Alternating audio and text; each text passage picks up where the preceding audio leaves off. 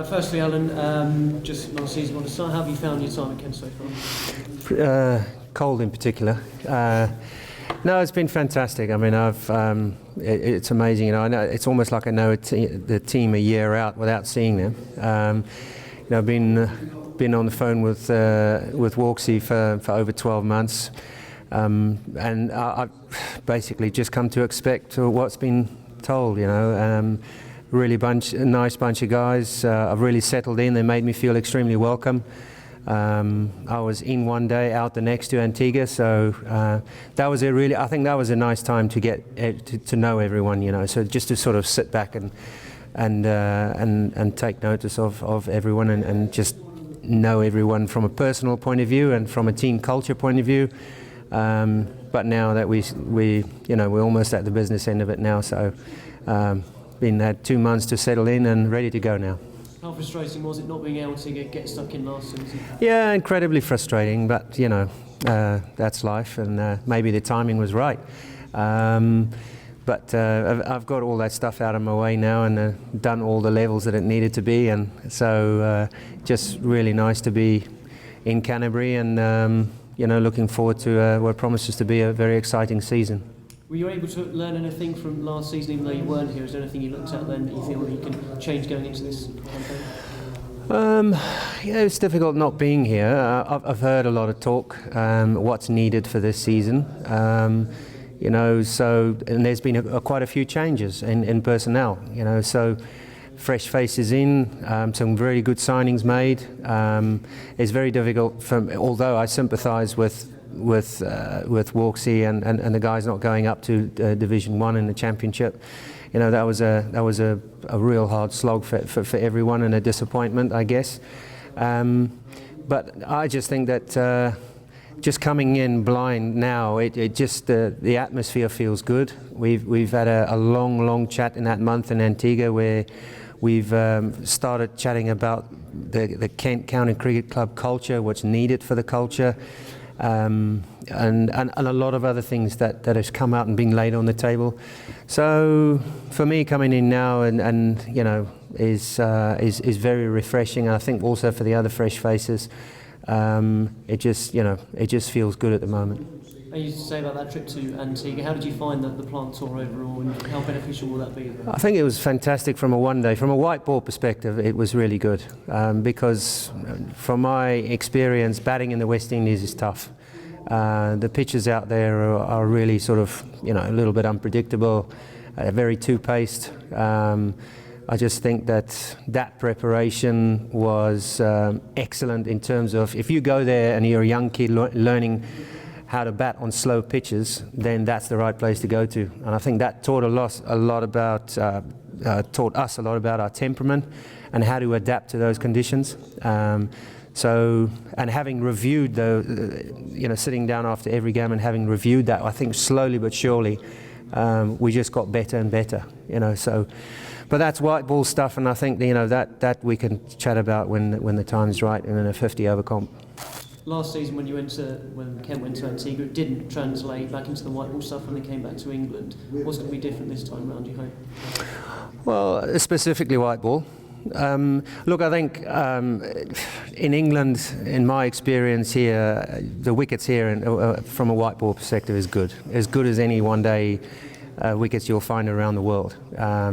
They might be doing something off the seam a little bit, but in general, the Royal London Cup, looking at some of the scores last year, you know, it's going to be hard work, and I think the wickets in the West Indies suited our bowling attack, although we're not a bowling attack that is 90 miles an hour.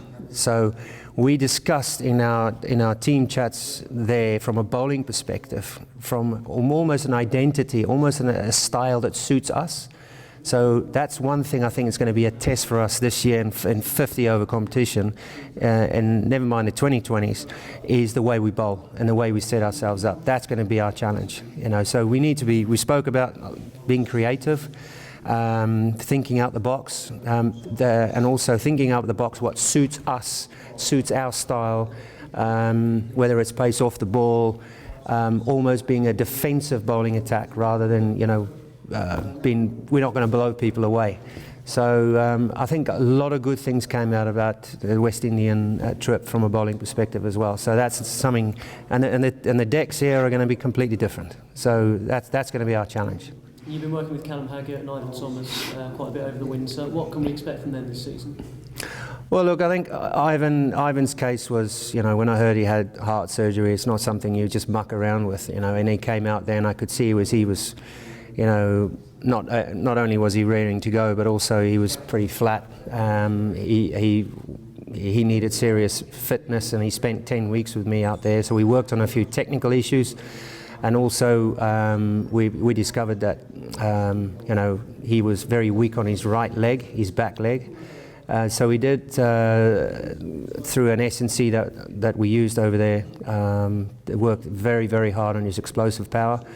And I think Ivan at the moment is in great shape at the moment, So also with Callum, just a small technical thing that we discovered, but because he was really sort of fading everything into the right-handers across the left-handers, and now he's got something to work on and outswing it to right-handers. So very small things. I mean, look, I think it was a very productive thing. I didn't try and overcook the technical side of things, but more than anything else, trying to get them competitive.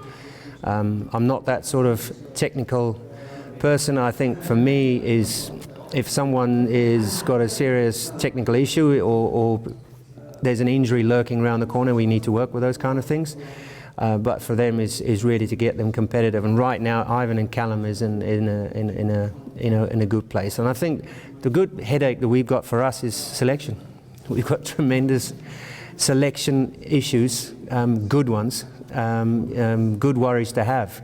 And to have a full squad competing for places is very, very healthy. So, it's not going to be an easy task for Walksy picking the team for this first Champo game coming up shortly. Final one for me. What did you make of the bowling display against Surrey in the two-day game? I was very happy with that.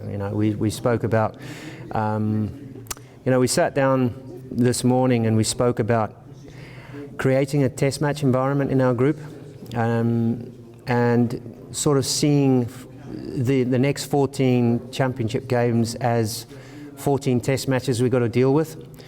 I don't think enough's being said at first-class environment, creating a test match environment in four-day cricket. So having players constantly preparing like test cricketers, thinking like test cricketers, and we all know the game of test cricket has moved forward in terms of run rate so quickly. So a lot less maidens get bowled these days. Guys hit good balls for four. So it's all about scoring quickly and winning games with a bat in the first innings. So I was very, very pleased with the way we bowled the other day. I thought we challenged people in the hot zone all day. We went past the outside edge literally all day. To have taken 12 wickets against that particular batting lineup was and also we caught well, So we that was very pleasing. So now, obviously with Matt Henry arriving, it's going to give us an extra edge in terms of his experience as an international cricketer. So that will be a good addition to us. And also with Harry Potmore he's just given us that little bit more. So yeah, I'm excited, really excited for this weekend. So just hope the weather holds out.